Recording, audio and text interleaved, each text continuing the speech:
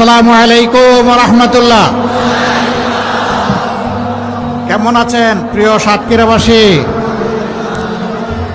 15 সালের এক রোজার ঈদে, ঈদ উল ফিতর, এই সাতক্ষীরা এসেছিলাম।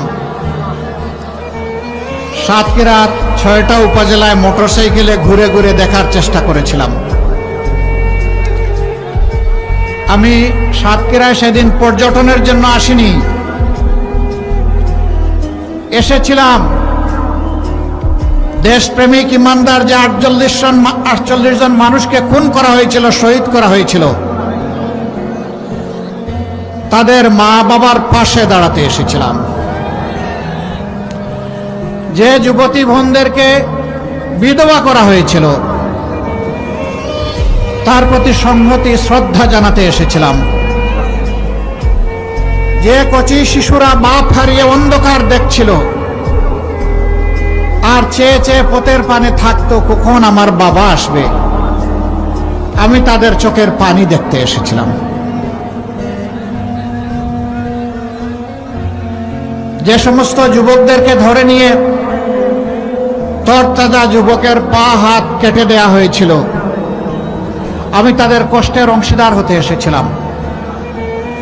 সেদিন মায়েদের, বোনেদের, শিশুদের মুখে আমি যে কষ্টের ছাপ দেখেছিলাম, জীবনেও তা বলতে পারবো না। তাদের চোখে সেদিন আমি পানি দেখি নাই। আমি হারিয়ে যাওয়া আপনজন যে রক্তের ফুটা সেদিন দেখেছিলাম।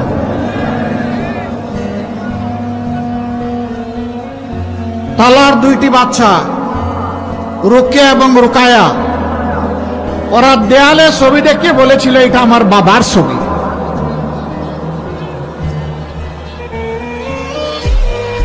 আমরা 2 জন বয়স্ক মানুষ এসেছিলাম। ভাই, সাংবাদিকরা দায়িত্ব পালন করবেন, কেউ বসার কথা বলবেন না, আপনারা বসে থাকেন, ওনারা পেশাগত দায়িত্ব পালন করবেন। ওই বাচ্চাদেরকে জিজ্ঞেস করেছিলাম, আমরা 2 জন তোমাদের দাদা হলে কেমন হবে?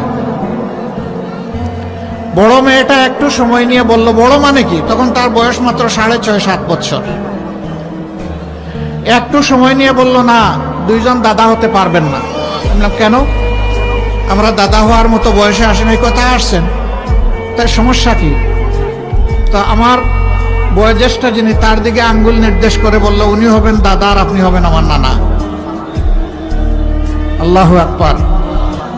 তার উইজডম, তার প্রজ্ঞা আমাকে সেদিন বিমোহিত করেছিল।